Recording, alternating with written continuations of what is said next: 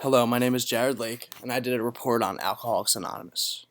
The program Alcoholics Anonymous is a renowned organization that exists to help addicts recover and live successful lives. Millions have benefited as members of this program. A recovering alcoholic, Bill Wilson, created the official program in 1935 with the help of his friend Ebby Thatcher, who helped try to get him sober at the time.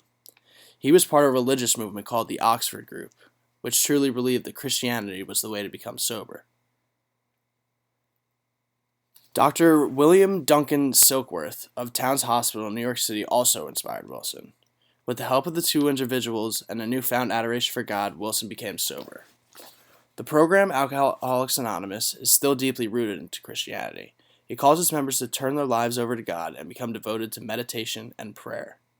Originally, there were 5 elements of the AA program, including abstinence from alcohol, acknowledgement of Jesus, obedience of God's will, growth in fellowship, and help for other members. Even the success of AA rests in group dynamics and sponsorship. Through the program, members know that they are not alone. Starting from a small office in New York in 1938 to an international program now, AA has seen many changes. When the book of for the Alcoholic Foundation, as it was first titled, was published, they received calls from over 800 people wishing to be a part of this group, and by the end of 1940 they had over 1,000 members. Many people were in need of the book, and it seemed to reach them. With the country in the Great Depression, alcoholism was reaching an all-time high. There was little to no treatment prior to this time for those who had suffered from addiction of alcohol. The early peak of the AA was the aftermath of World War II, when veterans were returning home to their families. In the past 80 years, the program has grown and changed. The elements remain the same, but there is an added connection to personal growth. The famous 12 steps are a notable part of AA and walks as individuals through the process of a sober life. Before I attended my first AA meeting, I had many preconceived notions. I thought that the members were going to be poor and homeless and dirty, but that was actually not the case. What I soon came to believe, or soon came to realize and see, were that alcoholics can be anyone. And they range from all economic levels and all different backgrounds. And they're not homeless, and they're just everyday people. While I was in high school, I was part of a club called REACH, which stands for Responsible Educated Adolescents Can Help.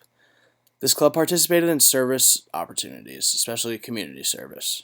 For educated purposes, each member of the club had to attend an Alcoholics Anonymous meeting. I attended a meeting with my mom.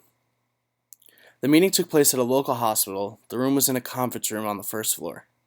The room was blank and large. It had stark white walls and felt sterile and bleak. There was nothing in the room to look at except for other people, which forced you to examine each other closely. Immediately upon arriving, a man in his late 50s came up to us and told us that he was 4 days sober. Originally, this shocked me because I thought that was such a small step, but it actually turns out that 4 days is actually a lot, and it's very meaningful for the person who's actually going through that. The members of the group were very diverse. There were men and women of all different ages and backgrounds, as I said before, and some were even professionally dressed, and everyone was dressed very differently. One thing I remember is that I was surprised how religious the meeting was, deeply rooted with Christian beliefs.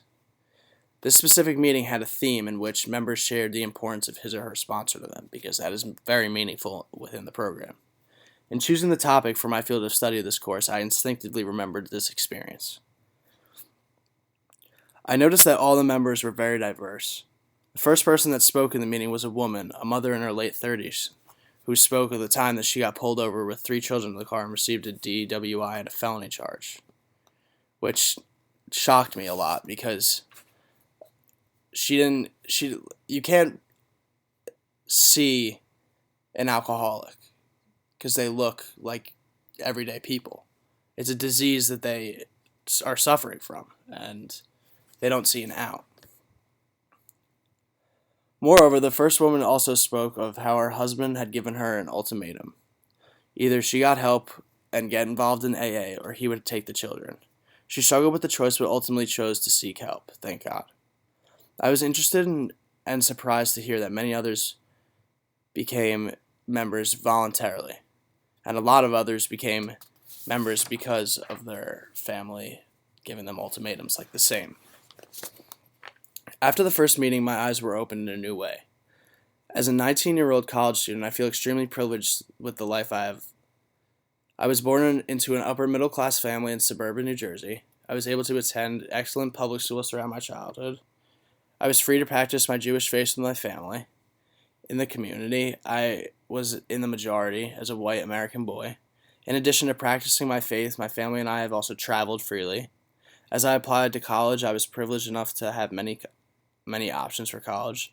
I was given scholarships to attend 4 colleges, which I turned down to go to Penn State and study economics. As I continue to observe Alcoholics meetings, it is obvious to think of some of the non-privileges of the ethnic groups that I have seen within these meetings. I know that I will observe even more people. I interviewed Tina Smith, who is 50 years old, and she was 15 years sober. Through interviewing Tina, I realized that the impact of AA had on her and the lives of those around her. They learned the significance of daily meetings and kept that closeness to the group throughout their sober life. I could tell by talking with each of them that sobriety is a daily struggle and a choice that they need to make every day. They referenced the Big Book and made me want to learn more. I purchased a copy of the Big Book and began to use it and read it.